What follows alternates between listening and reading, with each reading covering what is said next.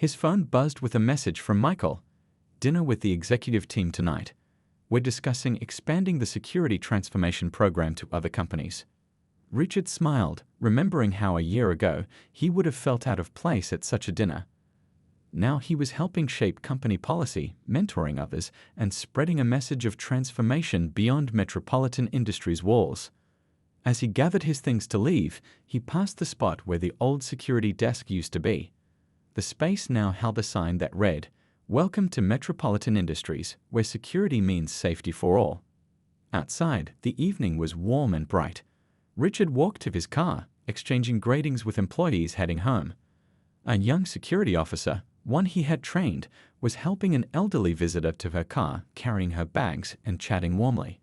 At the restaurant, Michael greeted him not just as an employee, but as a partner in creating lasting change. As they discussed plans to share their security transformation model with other corporations, Richard realized that their story had become more than just personal redemption. It was a blueprint for how organizations could redefine security in a more humane and effective way. "You know," Michael said during dinner, "that traffic stop a year ago could have gone very differently. We could have let anger and resentment define our relationship. Instead, we chose to create something meaningful from it." Richard nodded, thinking of all the lives they'd touched over the past year. "Sometimes," he replied, "our worst moments can lead to our best opportunities for change if we're brave enough to take them." As he drove home that night, Richard thought about how far he'd come from being that prejudiced officer on his last patrol. The transformation hadn't been easy, and it wasn't over. There was always more to learn, more ways to grow, more people to help. But now he understood something fundamental. True security wasn't about building walls or showing force. It was about building bridges, understanding people, and creating spaces where everyone felt safe to be themselves. And sometimes, the biggest changes started with the smallest moments of choosing to be better than we were yesterday. 1 year had passed since that transformative board meeting. The morning sun streamed through the windows of Metropolitan Industries' newly redesigned security training center, where Richard stood before a group of 20 former law enforcement officers transitioning to corporate security roles. "When I first came here," Richard began, his voice carrying the weight of experience, "I thought I was just changing careers. Instead, I ended up changing my entire perspective on what security really means." The training center itself told the story of transformation. Instead of stark walls and intimidating signs, the space was filled with natural light and welcoming designs. Photos from community events lined the corridors, showing security team members working with local youth groups, participating in neighborhood cleanups, and hosting safety workshops. During the morning break, Richard walked to the coffee station where 2 participants were talking quietly. One of them, a former state trooper named Bill, spoke up. "I'll be honest, Mr. Chen. When I first heard about this approach to security, I thought it was too soft. But something you said earlier really hit home." "What was that?" Richard asked, pouring coffee for them. "About how true strength isn't in showing power, but in knowing when not to use it," Bill replied, his eyes showing the same questioning look Richard had seen in his own mirror a year ago. Back in the training session, Richard shared real examples from their year of transformed security operations. He told them about the time a teenage boy was caught trying to steal from the company store. Instead of immediately calling the police, they discovered he was trying to get basic necessities for his family. The security team connected them with local resources and support services. "Today, that young man is one of our part-time employees, saving money for college," Richard explained, showing a photo of the teenager helping at one of their community events. Sometimes, the best security response isn't about enforcement, it's about understanding and support. After lunch, Michael stopped by the training center. The participants straightened in their seats, but Michael's presence wasn't intimidating anymore. He had become a regular visitor to these sessions, sometimes sharing his own perspectives on leadership and change. "I see Mr. Chen has you all thinking differently about security," Michael said, smiling as he scanned the room. "That's exactly what happened to our entire company culture over the past year." Richard watched as Michael shared statistics about the impact of their new approach. Workplace satisfaction up by 40%, security incidents down by 60%, and community engagement at an all-time high. But more importantly, he talked about the change in people's faces when they walked through the doors each morning. Later that afternoon, Richard led the group on a tour of the building. They stopped at the Welcome Center, formerly the security desk, where Anthony greeted visitors with genuine warmth while maintaining professional vigilance. Notice how people respond differently when they're welcomed rather than scrutinized, Richard pointed out. The trainees watched as employees and visitors passed through, exchanging smiles and greetings with the security team. In the security operations room, Li Wei demonstrated their new monitoring systems designed to protect while respecting privacy. Rose explained their crisis response protocols, which emphasized de-escalation and human dignity. Thomas showed how technology could enhance security without creating barriers. As the day wound down, Richard received an unexpected visit from the boy's mother from the community center workshop a year ago. She now worked in the company's human resources department. "I wanted your trainees to hear something," she said, addressing the group. "My son used to be afraid of security guards and police officers. Now he wants to be like Mr. Chen when he grows up, someone who protects people by helping them, not scaring them." That evening, after the trainees had left, Richard sat in his office, looking at the wall of memories that had accumulated over the past year. The thank you card from the community center was now surrounded by dozens of photos, letters, and tokens of appreciation from employees and community members. Richard took a deep breath. "I stand before you today not just as your head of security, but as living proof that change is possible when we're given the chance to learn from our mistakes and do better.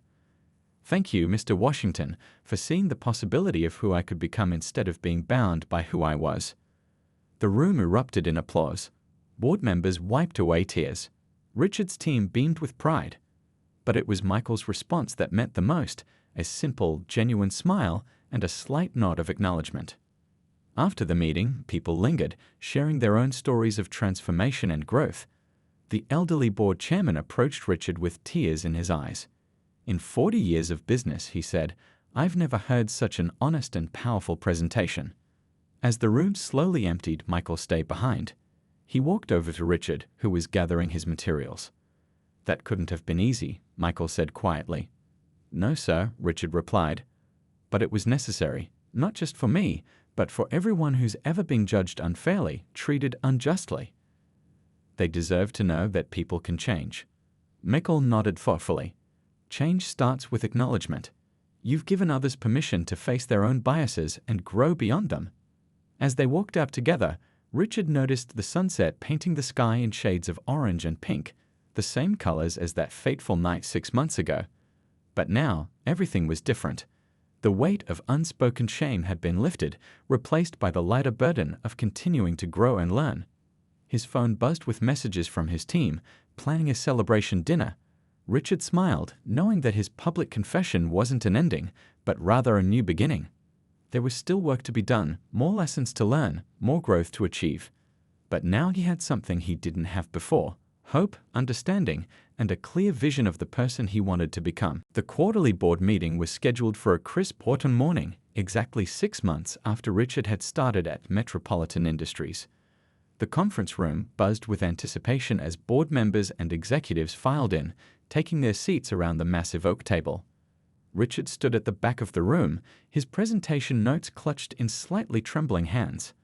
Today wasn't just about showing the success of their security overhaul, it was about something much more personal. Michael entered the room last, nodding professionally to everyone. As he took his seat at the table, his eyes met Richard's briefly, showing no hint of their shared history. The room quieted as the meeting began. After the standard financial reports and department updates, Michael stood up. "Next, we'll hear from our head of security operations about the transformation of our security protocols over the past 6 months. Mr. Chen." Richard walked to the front of the room, setting his notes on the podium. He looked out at the faces before him, the company's leadership, his team members seated along the wall, and Michael watching with quiet attention. "Before I begin the formal presentation," Richard said, his voice steady despite his racing heart, "I need to share something personal with all of you. It's about why this security transformation means so much to me." The room grew still. Even the usual sound of typing on laptops ceased. 6 months ago, before I joined this company, I was a police officer working my final week on the force. One night, I pulled over a young man driving a Mercedes. Richard's eyes briefly met Michael's. I had no valid reason to stop him. I saw a black man in an expensive car, and I let my prejudices take over. You could have heard a pin drop in the room. Some board members glanced at Michael, beginning to understand. I treated this man with suspicion, disrespect, and unwarranted aggression. I searched his car without cause. I made him stand in the cold while I ran unnecessary checks. I deliberately humiliated him. Richard's voice grew thick with emotion. 2 weeks later, I walked into this building for my new job, and that same man turned out to be our new Chief Operations Officer, Mr. Washington. Gasps and murmurs filled the room. Michael's expression remained professional, but his eyes softened slightly.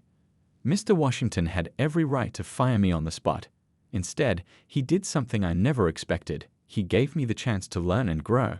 He put me in charge of transforming our security approach, trusting me to help create the very thing I had failed to provide that night: security based on respect, dignity, and trust. Richard gestured to his team. With the help of these amazing people, we've created something new. But more importantly, they've helped create someone new. The man I was 6 months ago wouldn't recognize the person standing before you today. He clicked to the first slide of his presentation, showing before and after photos of the lobby security desk. Our physical changes reflect our philosophical ones. We've replaced barriers with welcome points, suspicion with respect, intimidation with service. For the next 30 minutes, Richard presented their achievements: improved employee satisfaction scores, reduced security incidents, successful community outreach programs. But the numbers told only part of the story. The real measure of our success, he concluded, isn't in these statistics. It's in the smile of the maintenance worker who no longer feels afraid to work late. It's in the thank you note from a delivery person who feels respected instead of suspected. It's in the children from our community programs who now see security as protection, not threat. That evening, as Richard packed up his desk, he found a small envelope. Inside was a thank you card from the boy at the community center, decorated with crayon drawings. "Thank you for helping make things better," it read in careful child's handwriting. Richard pinned the card to his office wall, right next to the team photo from the community center day. Looking at these reminders of his journey, he thought about how far he'd come from that night of the traffic stop. His phone buzzed again. The team was heading out for dinner to celebrate the successful presentation. 6 months ago, he would have made an excuse not to go. Now, he quickly grabbed his jacket, looking forward to spending time with the people who had helped him become a better person. As he walked to the restaurant, Richard reflected on how changing security protocols had really been about changing hearts, starting with his own. The real transformation wasn't in the manuals or procedures they'd written, but in the way they now saw and treated each person who walked through their doors. Michael's words from that first meeting echoed in his mind. Sometimes the best way to address our mistakes is to help others avoid making them. Richard finally understood true security wasn't about power over others, but about creating space for everyone to feel valued and respected. 3 months into his role at Metropolitan Industries, Richard found himself standing in front of his bathroom mirror one morning, adjusting his tie, when he realized something had changed. The face looking back at him seemed different, softer somehow, the hard lines of suspicion around his eyes replaced by something warmer. The community center project had been a turning point.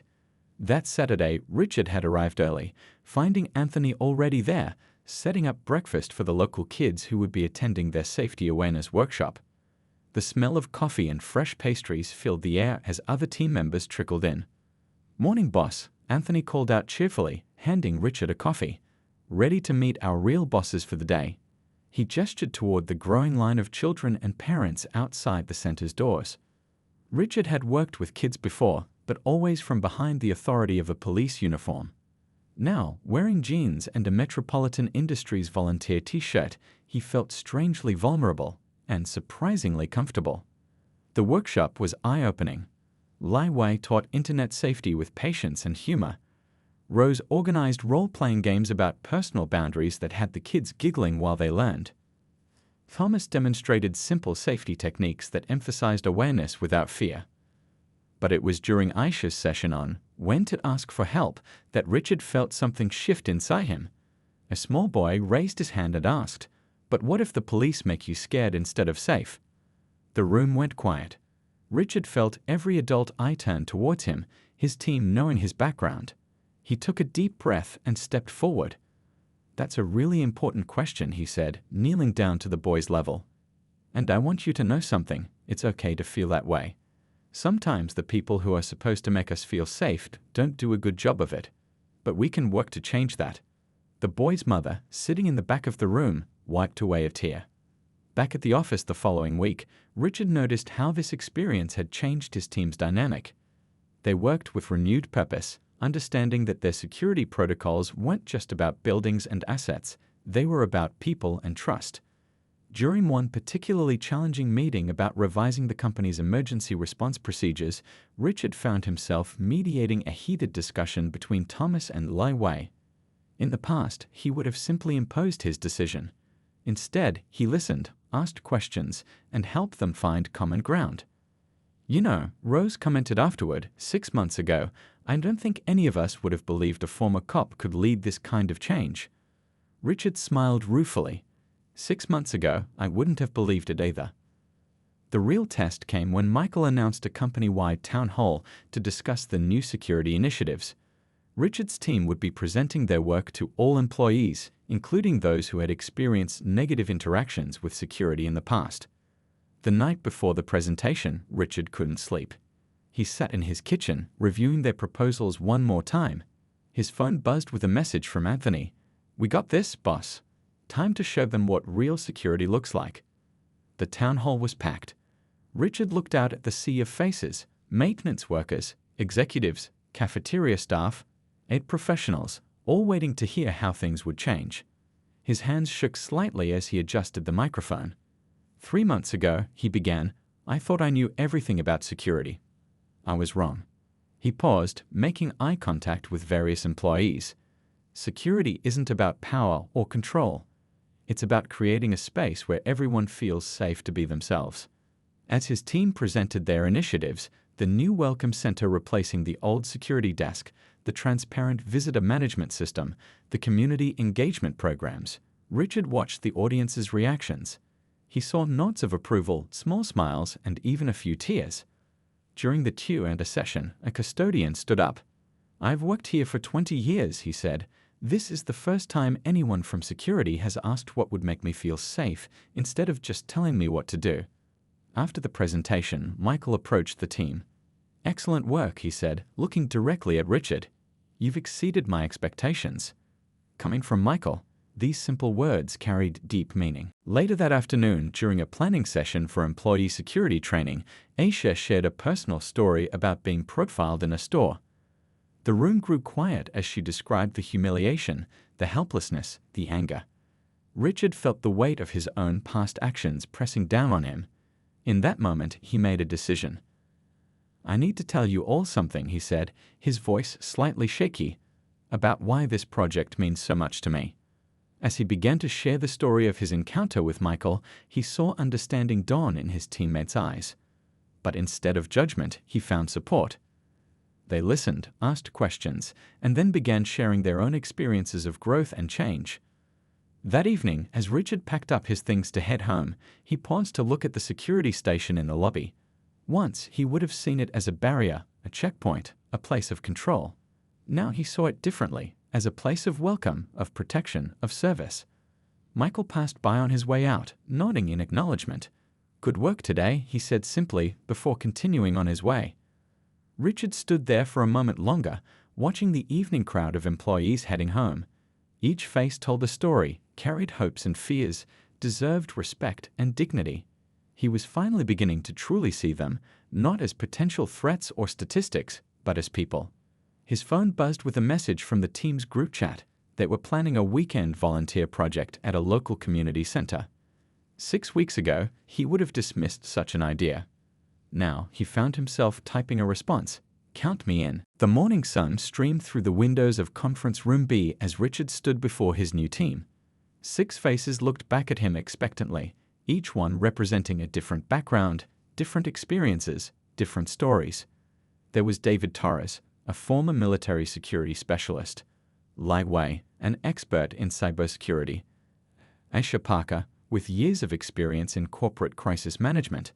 Thomas Brown, a security technology consultant. Rose Kim, specializing in employee relations, and Anthony Cooper, with a background in community outreach. Richard cleared his throat, acutely aware that his old habits of authority wouldn't work here. "Good morning, everyone," he began, his voice softer than his usual commanding tone. "We've got a big task ahead of us, reimagining security for metropolitan industries." As he outlined the project objectives, Richard could feel his palms sweating. This wasn't like giving orders at the police department. Here, he needed to listen more than speak, learn more than teach. "Chief Washington wants us to create something new," he continued, writing on the whiteboard. "Security that protects without intimidating, that serves without frightening." The words felt strange in his mouth, but right in his heart. Aisha raised her hand.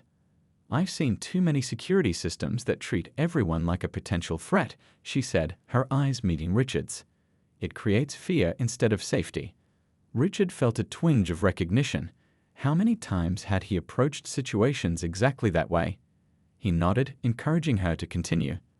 "We need to understand that safety feels different to different people." Anthony added, leaning forward in his chair. "What makes one person feel secure might make another feel threatened." The discussion flowed naturally, with each team member bringing their perspectives. Richard found himself taking notes furiously, insights flooding in that he'd never considered during his years on the force. During their first week, the team visited every department in the building, speaking with employees about their experiences and concerns. Richard watched as Li Wei easily connected with the IT department, how Rose's gentle approach put the administrative staff at ease, how Anthony's warm personality drew out stories from reluctant employees. But it wasn't all smooth sailing. During one team meeting, while discussing security checkpoint procedures, Richard slipped into his old mindset. "We need to maintain strict control," he argued. "Random searches keep people honest." With all due respect, Thomas spoke up, his voice firm but kind. "That's exactly the kind of thinking we need to move away from. Random searches don't create safety, they create anxiety and distrust." The room fell silent.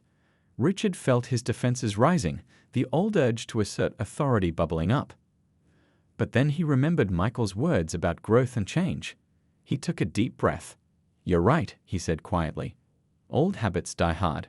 Tell me more about your thoughts on this." The tension in the room dissolved, replaced by renewed energy as the team brainstormed alternative approaches. They developed a system based on transparent procedures, clear communication, and respect for personal dignity. One afternoon, Michael stopped by during their meeting. Instead of taking control, he sat quietly in the back, observing. Richard was presenting the team's proposal for a new visitor management system when he noticed Michael's presence. For a moment he faltered, remembering their first encounter. But the supportive nods from his team gave him strength to continue. The proposal emphasized courtesy, efficiency, and making everyone feel welcome while maintaining security. After the presentation, Michael approached Richard. "You're making real progress," he said. "But I notice you seem uncomfortable in the break room. You always eat lunch alone." Richard shifted uncomfortably. It was true. He still kept his distance during informal moments, uncertain how to bridge the gap between his old life and new role. "Join us for lunch tomorrow," Michael suggested. "The team usually eats together in the courtyard." "It's not an order," he added with a slight smile, "just an invitation." The next day, Richard nervously approached the group in the courtyard. They were sharing food, laughing, telling stories. He stood at the edge, uncertain, until Rose noticed him and waved him over. "Just in time," she called out. "Anthony's telling us about his grandmother's secret recipe for empanadas." As Richard settled into the group, he found himself relaxing. They weren't just his team anymore. They were becoming his teachers, showing him a different way of seeing the world. Richard straightened his shoulders, feeling the weight of the responsibility being placed on him. "Yes, sir, I can." Walking to conference room B, Richard felt different. The shame was still there, but now it was mixed with something else, determination. As he approached the room, he could see his new team through the glass walls. A diverse group of security professionals, all waiting for his leadership. He paused outside the door, taking a deep breath. The path ahead wouldn't be easy. He would have to confront his own biases, challenge his assumptions, and learn to see the world through different eyes. But for the first time in his career, he felt like he was about to do something truly meaningful. Opening the door, Richard stepped into the conference room, ready to begin the hardest and most important project of his life. The team looked up expectantly, and he realized that this was more than just a job now. It was a chance to make right what he had done wrong, to turn a moment of prejudice into a legacy of positive change. As he began to speak to his new team, Richard could feel Michael's eyes watching from his office down the hall. But instead of resentment or fear, he felt something unexpected: gratitude. Sometimes he was learning the greatest act of leadership wasn't in wielding power, but in showing mercy and wisdom when you had every right to do otherwise. Richard barely slept that night. He tossed and turned, his mind replaying every moment of that traffic stop, seeing it now through different eyes. By the time his alarm went off at 6 a.m., he had already been awake for hours, sitting at his kitchen table, staring into a cold cup of coffee. His hands shook slightly as he knotted his tie. The face in the mirror looked older than it had yesterday, worry lines deeper around his eyes. He arrived at the office an hour early, pacing the still empty corridors of Metropolitan Industries, rehearsing what he might say when he faced Michael Washington. At exactly 9 a.m., Richard knocked on the door of the corner office. Through the glass walls, he could see Michael already at his desk, reviewing documents with focused attention. "Come in, Mr. Chen," Michael called out, his voice steady and professional. The office was spacious but not showy, with a wall of windows overlooking the city and a few family photographs on the desk. Richard noticed one of them showed Michael with an older couple, probably the parents he was supposed to have dinner with that night. "Please, have a seat," Michael gestured to one of the chairs facing his desk. Richard sat down stiffly, his security uniform feeling suddenly too tight around the collar. He waited for anger, for accusations, for the humiliation he deserved. Instead, Michael simply opened a folder on his desk. "I've been reviewing your file," Michael began, his tone businesslike. 15 years in law enforcement, extensive training in crisis management, good leadership ratings from your former precinct. He looked up, meeting Richard's eyes. "These are valuable skills for our security team." Richard couldn't bear it anymore. "Sir, about that night," he started, but Michael held up a hand. "Mr. Chen, I'm going to be direct with you," Michael said, leaning forward slightly. "What happened during that traffic stop was wrong. We both know it. But right now, we have two choices. We can let that incident define our professional relationship, or we can use it as a starting point for something more constructive." Richard sat there, stunned. He had expected to be fired, or at least dressed down. This calm, measured response caught him completely off guard. "I'm assigning you to lead our new security training initiative," Michael continued, sliding a folder across the desk. "We're revamping our entire approach to corporate security, focusing on respect, de-escalation, and community building. Your experience could be valuable, especially if you're willing to learn from it." As Richard opened the folder with trembling hands, Michael added quietly, "Sometimes, Mr. Chen, the best way to address our mistakes is to help others avoid making them." The project outline was comprehensive. It involved working with a diverse team, developing new security protocols that emphasized dignity and respect, and creating training programs for the entire security staff. It wasn't a punishment, it was an opportunity for redemption. "I don't understand," Richard finally managed to say. "Why would you trust me with this?" Michael was silent for a moment, looking out at the city skyline. "Because holding on to anger doesn't create change," he said finally. "And because I believe people can grow when they're given the chance." He turned back to Richard. "The question is, are you willing to take that chance?" Richard felt something shift inside him, a wall beginning to crumble. "Yes, sir," he said quietly. "I am." "Good," Michael nodded. "Your team is waiting in Conference Room B. They've been briefed on the project, but not about our previous encounter. That's your story to tell, if and when you choose to share it." As Richard stood to leave, Michael added, "Mr. Chen, one more thing." He paused, making sure he had Richard's full attention. "I expect your best work on this, not because of what happened between us, but because every person who walks through those doors deserves to feel safe and respected. Can you commit to that?" "Our security team," Michael emphasized, will be the cornerstone of building trust within our corporate community. We're not here to intimidate or control. We're here to protect and serve, to make everyone feel safe and respected." The irony of those words wasn't lost on Richard. He slumped further in his chair, remembering how he had done exactly the opposite during their first encounter. The other security team members were nodding enthusiastically at Michael's vision, but Richard felt like a fraud. At the end of the day, as everyone was gathering their things to leave, Richard saw Michael walking toward him. His heart began to race, but before he could decide whether to stay or flee, Michael was standing right in front of him. "Mr. Chen," Michael said quietly, using the name from Richard's new security badge, "could you stop by my office tomorrow morning at 9? We should discuss your role in our new security protocols." His tone was perfectly professional, giving no indication of their previous encounter.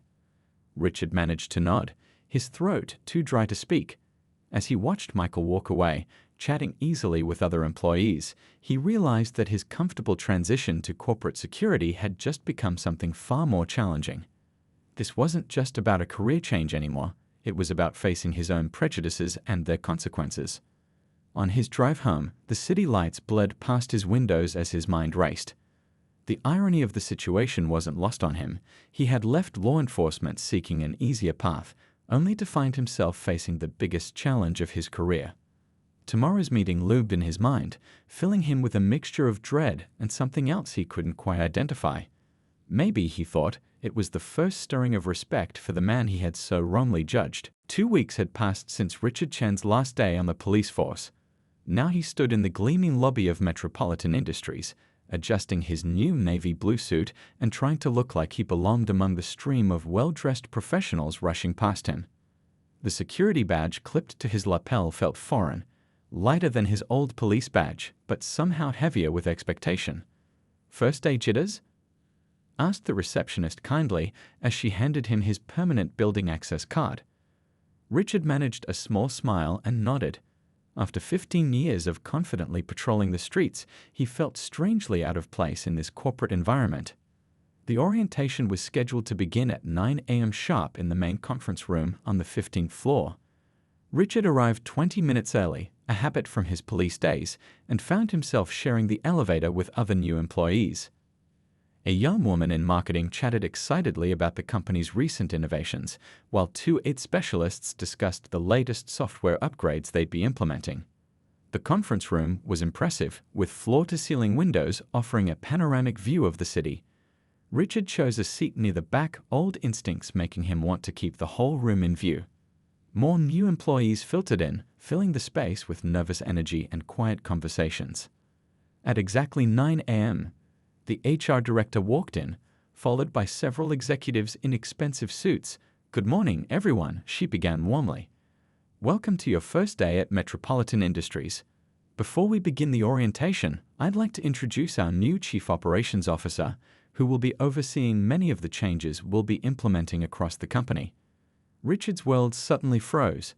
Walking into the room was the young man he had humiliated during that traffic stop 2 weeks ago.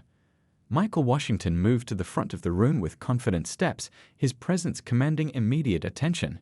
He wore a different suit than that night, but his dignified bearing was exactly the same. The blood drained from Richard's face as the HR director continued, "Mr. Washington comes to us with an impressive background in corporate operations and a vision for modernizing our security protocols. He'll be directly overseeing several departments, including our corporate security division." Michael began to speak, his voice carrying the same measured tone Richard remembered from that night. "Thank you for the introduction. I'm excited to work with each of you as we move Metropolitan Industries into its next chapter." His eyes scanned the room as he spoke, and for a brief moment they locked with Richard's. There was a flicker of recognition, but Michael's expression remained perfectly professional. He continued his welcome speech without missing a beat, outlining his vision for the company's future. Richard barely heard a word, his mind racing through possible scenarios. Should he resign immediately? Try to transfer to a different department? Apologize? The shame he had suppressed from that night came rushing back, amplified by the knowledge that this man was now his boss.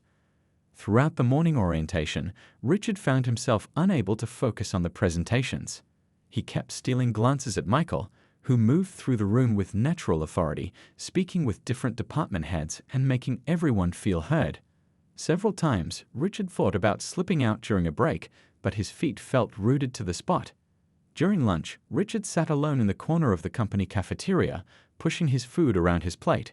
He overheard other employees talking excitedly about Michael's impressive track record at his previous company, how he had transformed their operations and created a more inclusive workplace culture. Each word felt like a personal rebuke to Richard's actions that night. The afternoon session began with department-specific orientations. Richard's heart sank when he learned that Michael himself would be addressing the security team. As Michael outlined his plans for modernizing the security protocols, his eyes occasionally met Richard's, but his tone remained consistently professional and inclusive. "Have a good evening, officer," Michael said as he closed his trunk, his voice steady but his eyes reflecting a mix of dignity and deep disappointment. He got back into his car, took a deep breath, and drove away, leaving Richard standing there in the growing darkness. Richard watched the Mercedes disappear around the corner, trying to shake off an uncomfortable feeling in his gut. But instead of recognizing it as shame, he pushed it down and convinced himself he was just doing his job. After all, this was his last week. Soon he'd be working a cushy security job at some big company, where he wouldn't have to deal with street patrol anymore. As he got back into his patrol car, he didn't realize that this routine traffic stop, one of thousands he'd conducted over his career, would come back to change his life in ways he never could have imagined. The city lights continued to flicker on one by one, marking the end of another day. But for both Richard and Michael, this encounter would prove to be anything but routine. It was just the beginning of a story that would challenge their perceptions, test their characters, and ultimately lead to an unexpected journey of personal transformation. The autumn sun was setting over the city streets as Officer Richard Chen sat in his patrol car, sipping the last of his lukewarm coffee. After 15 years on the force, everything felt routine, the same streets, the same calls, the same paperwork. But this was different. This was his final week in law enforcement before starting his new job in corporate security. As he watched the traffic flow past, a sleek black Mercedes caught his eye. The car was immaculate, its windows tinted just within legal limits, and its chrome wheels gleaming under the streetlights. But what really caught Richard's attention was the young black man behind the wheel, dressed in a crisp suit that probably cost more than his monthly salary. Something didn't sit right with him, or rather, his prejudices wouldn't let it sit right. Before he could think twice, he flicked on his lights and pulled out behind the Mercedes. The luxury car pulled over smoothly, its driver obviously familiar with proper procedure.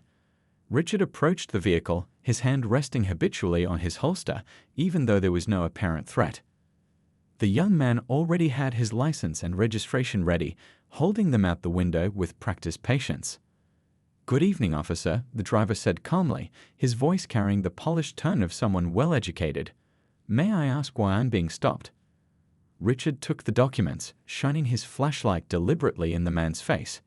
"You made an illegal lane change back there," he lied, knowing full well the driver had done no such thing. He studied the license. The man was Michael Washington, age 28, with an address in one of the city's most expensive neighborhoods. "Sir, I'm certain I followed all traffic laws," Michael replied respectfully, though there was a slight edge of wariness in his voice. It wasn't his first time being stopped for no reason. "Step out of the vehicle, Mr. Washington," Richard ordered, his tone harsh and demanding. When Michael calmly asked if there was a specific reason he needed to exit the car, Richard's voice grew even harder. "I said step out of the vehicle. Now." Michael complied, his movements slow and deliberate. He was taller than Richard had expected, his suit clearly custom-made for his athletic frame. Despite the humiliation of the situation, he maintained his composure, standing straight with his hands visible. "Pop the trunk," Richard commanded, watching as Michael pressed the button on his key fob. The trunk opened to reveal nothing but a laptop bag and a gym duffel. Undeterred, Richard began an aggressive search, pulling out the bags and roughly going through their contents. "Sir, those are expensive items," Michael said quietly as Richard carelessly handled his laptop. "I'd appreciate if you could treat them with—" "Quiet," Richard snapped, continuing his search. He pulled out gym clothes, work documents, and even a framed family photo that had been carefully wrapped, everything you'd expect a successful professional to have. But instead of feeling embarrassed about his unfounded suspicions, Richard's frustration only grew. He made Michael stand there for nearly 30 minutes while he ran every possible check on the vehicle and license plate. Other cars drove by slowly, their occupants watching the scene unfold. Some took out their phones to record, but Richard didn't care. He was determined to find something, anything, to justify his actions. But there was nothing to find. The car was legally owned and properly registered. Michael's license and insurance were valid. His record was clean. Everything was in perfect order. "Keep your music down," Richard finally said, handing back the documents, not even attempting to hide his disappointment at not finding any violations. He hadn't heard any music playing during the entire stop. Michael collected his scattered belongings from the ground where Richard had left them, carefully repacking his bags. His movements were composed, but the tension in his shoulders revealed the emotional toll of the encounter.